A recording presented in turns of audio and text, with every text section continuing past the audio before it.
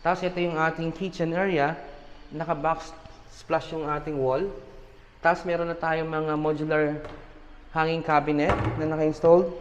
And dito yung propose natin ng gas range and nandito yung kanyang range hood. So ito yung ating lababo dito sa kanyang kitchen area. And dito meron tayong sliding na window. Tapos yung ating ito yung sa may ilalim natin, may mga modular na rin. Kasi ito meron tayo ditong yung full details, i-recap natin yung full details ng house na to. Ito yung 4 bedrooms, meron tong 3 toilet and bath. Yung lot area nito is 150 square meter. Ang floor area nito is 197.50 square meter. Cut. Ulitin. Recap lang natin yung full details ng house na to. Ito is 2-story single attached with 4 bedrooms, 3 toilet and bath. Ang lot area nito ay nasa around 150 square meter. Ang floor area nito is 197 square meter. Yung ground floor natin, meron tayo ditong cut. Okay.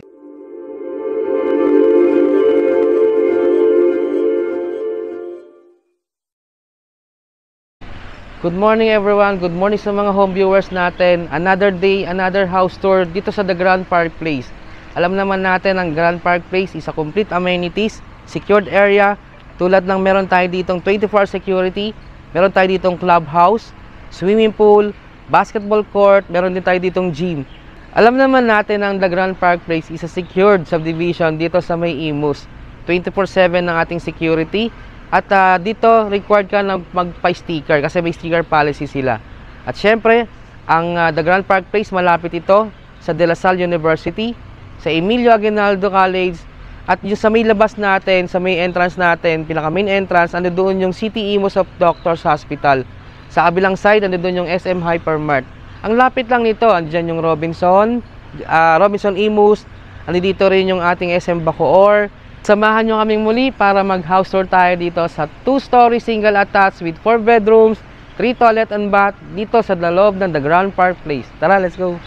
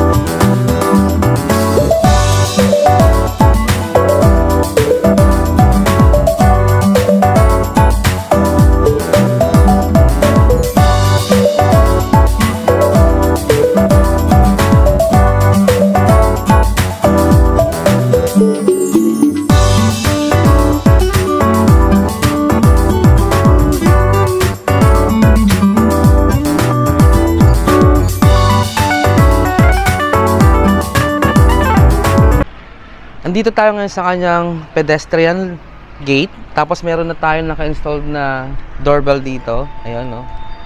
Tara, check natin loob. Tapos meron tayo ditong mailbox.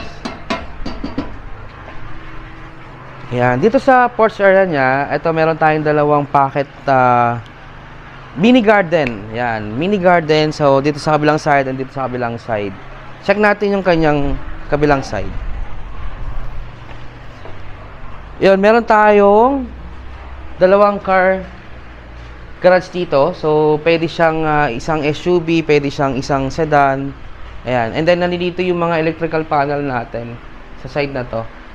Okay, check natin yung kanyang service area. Dito sa side na to, ito yung way. Saan naka-pebbles yung ating flooring. Tapos ito, pwede ka pang magkaroon dito ng another pocket garden. Halos karaniwan naman ng mga hinahouser natin dito sa The Grand Park Place is isa lang naman yung design o yung layout ng kanilang mga single attached na house.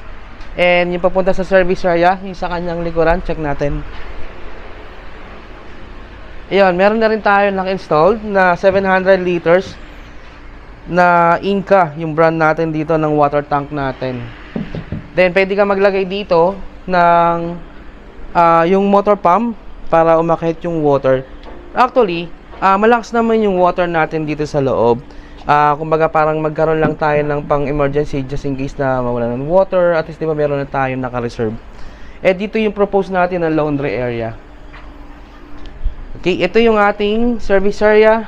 Kung saan pwede nyo siyang enclose, pwede nyo siyang extend yung inyong dirty kitchen. And ito, meron tayo dito ng lababo para yung sa mga yung mga galing ng market, dito natin nilinisin yung mga pinamalengke natin. Pero ang ganda, naka-tiles na rin siya. Check natin tong area na to. Ito yung kanyang lanai area. Halos pare-parehas lang yung mga ina-household natin dito sa The Grand Park Place eh. Isa lang yung design. Kasi isa lang naman ang nag-develop nito. Ito yung kanyang lanai area, kung saan ito yung kanyang yung pinaka way papunta doon sa loob ng kanyang living area. Ayan. Pero syempre, doon na tayo mag-start sa kanyang main door. Okay? Ayan, napapansin nyo kasi may mga nakita tayo dito, like ito yung mga yero na to. Ito yung ng ating mga construction team. Mawawala po yan after. And then ito sa side kasi dito din natin nilalagay yung mga gamit natin before. Pero ito kasi is ready for occupancy na. So tatanggalin na po ulit yan mga ano. Pagkapag mayroon lang nag-avail na. Pag nagustuhan nyo yung unit na to, mawawala na yung mga ano natin na yan. Pasok tayo. Yung main door natin, solid wood. Tapos yung ating lock set is a digital lock set na siya. Pagpasok natin, living area. And dito sa side na to, meron tayo ditong tatlong panel na owning na window. Naka-screen na rin siya. Tapos yung PVC na accent wall natin, para nagkaroon siya ng design dito sa side na to. Meron tayo ditong sliding no window papunta doon sa kanyang lanai area. Para pag inopen mo kasi mahangin naman siya pag pumasok yung hangin dito. Ganda. Ito yung way na papunta doon sa kanyang lanai area. Tapos paikot naman doon sa kanyang service area. Kasi meron din tayo doon na isang door na papunta doon sa kanyang service area. So, itong area na to, ito yung propose natin na living area. Yung tiles na ginamit natin is a 60 by 60 na ceramic tiles po. Karaniwan naman ng ating mga materials is mga imported yung ginagamit natin dito. Tapos ito yung ating kitchen area. Naka-box splash yung ating wall. Tapos meron na tayong mga modular hanging cabinet na naka-installed. And dito yung propose natin ng gas range and nandito yung kanyang range hood. So ito yung ating lababo dito sa kanyang kitchen area. And dito meron tayong sliding na window. Tapos yung ating ito yung sa may ilalim natin, may mga modular na rin. Ito, meron na rin tayo ditong storage do, parang cabinet, mga lagayan ng mga pinamili natin, mga dilata, or pwede rin dito yung mga gulay. Pull out siya. May strainer na siyang kasama. Okay, dito sa ground floor, kung kayo may mga elderly, tamang-tama ito, or meron kayong maze room, kasi pwede naman silang isama, di ba? Para nagbabantay si Yaya doon sa inyong elderly. Ito yung room. Marami kasing naghahanap sa amin ng mga house na gusto nila may room sa ground floor. So, tamang-tama ito kasi ito, malaki naman yung space na. And then dito yung propose natin na aircon. Pwede ka mag-split type. Tapos meron tayo ditong owning na window. panel. Tapos meron siyang toilet and bath. Ito meron na siyang kasamang modular na cabinet, hanging. And ito, yung kanyang toilet and bath dito sa ground floor is a two-way. Meron daan din sa kabila sa may stairs. Tapos dito sa kanyang room, dito sa pang-elderly room natin. And check nyo yung toilet and bath niya. Ayan. Ito yung shower area. Pwede mo siyang i-close kasi may owning window doon. And ito yung kanyang ito yung lababo, ito yung kanyang bowl. Tapos ito yung sasabi kong two-way na door. Papunta doon naman sa kanyang stairs, sa may kanyang living area. Kung may mga bisita ka. Yung stairs natin sa may ilalim, pwede nyo pa siyang gawing stock room. Pwede siyang enclose. Pero kasi meron tayong design dito na na PVC na accent na wall. Tapos meron tayo doong panel na para pumasok yung sunlight sa ilalim. Ganda nung design. Check na natin ngayon yung ating second floor kung saan doon natin makikita yung tatlong room. Tara. Bago tayo umakyat, meron another window po dito. Sliding na naka-screen na. Yung ceiling natin, flat ceiling siya. Pero may design siya ng drop sa gilid. Pwede ka maglagay ng pin light. Nakaabang na rin yung ating mga lagay ng mga ilaw. Tapos yung paint na ginamit natin, Boys and Paint po to, white color. Para mas maganda siyang tingnan, malinis, no? Mas maaliwalas. Check natin second floor. Yung stairs natin na ginamit, yung steps dito is solid na wood yan, apitong wood. And yung ceiling natin, high ceiling. Yan, tama-tama sa mga matataas, matatangkad. Yung handrails natin is kahoy yung ibabaw niya, solid na wood. Tapos ito, tubular, steel. Dito, meron tayong dalawang panel doon para sa ating sunlight. And ito, owning na window sa baba and then panel doon sa taas na para pumasok yung kanyang liwanag. Para medyo tipid ka sa kuryente, open mo lang. Ito yung ating second floor. Yung master bedroom natin, dito pag-akyat ng hagdan, dito sa kanan, and yung bedroom 1 and bedroom 2 dito sa gitna. Unahin ko muna yung sa aking kaliwa. Tara, yun natin. Pagpasok natin, yung door natin, solid wood. And ito, meron tayong dalawang, yung ating window na sliding. May kasama ng screen. And ito yung proposed natin na aircon na window type. Mga 1.5 horsepower o 1 horsepower lang kakayanin nito. Nakaready na yung kanyang saksakan. Ito, meron tayong ditong vanity. And meron tayong divider. Halos parehas ng yung mga unit natin naman na unang na household dito sa Grand Park Place. Yung mga ibang project natin is the same. Yung ating flooring na ginamit, laminated na PVC na HTF, sorry. Okay, so yung bedroom 1 natin, may kasama na siyang modular na cabinet o closet. And ito yung kanyang toilet and bath. Check natin. Yung toilet and bath natin is a two-door two-way na papunta dun sa kabilang room. So sharing siya, bedroom 1 and bedroom 2, shares yung kanyang toilet and bath. So may door dito, may door din dito. Yan. Ito yung kanyang shower area na naka-enclose na. Kompleto naman na din. Meron tayong naka-ready doon na para sa ating heater, yung water heater natin. And ito merong owning na window dito. Naka-screen na rin siya. May naka-install na tayo ng mirror. Ganda ng design. Ayan. Check natin yung kabilang room kung saan makikita rin natin itong toilet and bath na to. Tara, check natin. Ito yung kanyang second room. Ito, meron na rin tayong kasamang closet. Modular na cabinet to. And ito, vanity. Ito yung sasabi ko na two-way yung kanyang toilet and bath. Ayan, papasok mo sa loob. Tapos yung sa kabila naman. Then, meron tayong dalawang panel na owning na window. Tapos naka-screen na rin siya. Check natin yung master. Ito yung ating master bedroom. Pagpasok natin, ito yung main door niya. Solid na wood. And dito yung kanyang toilet and bath. Unahin na natin yung toilet and bath.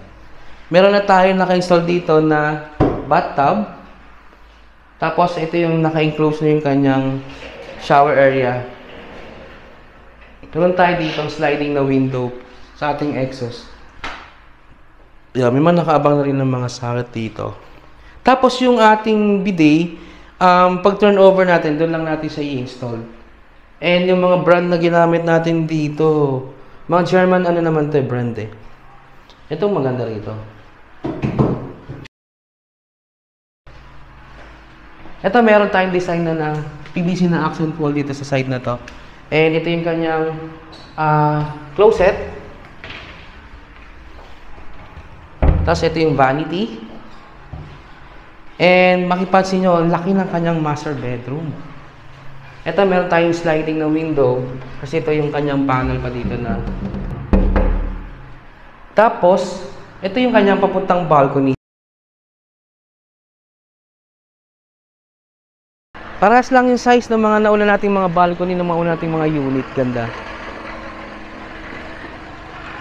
Tapos, ito yung kanyang, naka siya, yung natural stone yung nilagay natin dito sa design ng kanyang fasad.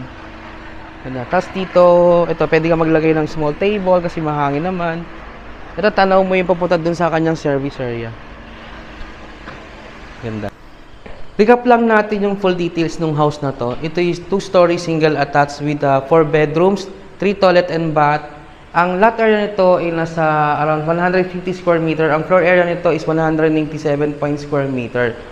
Yung ground floor natin, tamang-tama kung naghahanap kayo ng may room sa baba, dahil ito meron siyang room sa ground floor niya. And kung may mga elderly kayo, o yung maid's room, kasi karaniwan talaga naghahanap sa amin ngayon, gusto nila merong room doon sa ground floor. Yon, so meron tayo ditong living area, dining area, kitchen area, yung lanay area, tapos yung ating dalawang carport to sa ating main entrance. Ayan. Okay, so kung kayo ay bago sa aming channel, huwag niyo pong kalimutan na mag-like, mag-subscribe, pa-share na rin po ng aming mga video. Baka isa sa mga relatives nyo, kamag-anak nyo, or mga kaibigan nyo naghahanap po ng house. Lalo-lalo dito sa area ng Imus, Cavite. At napakalapit lang nito sa highway, sa Aguinaldo Highway. Okay? And don't forget po, pa-hit nyo yung ating notification bell para lagi kayong updated sa mga bago naming mga house tour video. By the way, my name is James De La Rosa. I'm a property host from H&H Real Estate Marketing. Sabing thank you so much sa palagi nyo pagsama sa aming mga house tour video. And thank you for watching. Bye!